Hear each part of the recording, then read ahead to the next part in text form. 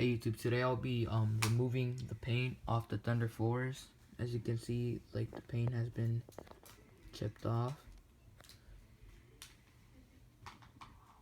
What you'll need for this is nail polish remover, some cotton swabs, a brush, and some Angelus Thunder yellow paint. Alright, let's get to it. Well, first you're gonna need tape, so you wanna put the tape all around the shoe, like I did right here, because you don't want the yellow to get on the black suede. Alright guys, so the first step is you get your cotton swabs and your nail polish remover, and you wanna, how do you say, just start doing this around the shoe, and the paint will start to get off, you see, because you want to get all that paint that's been chipped off, so you could just have, see, you want to get most of the paint off.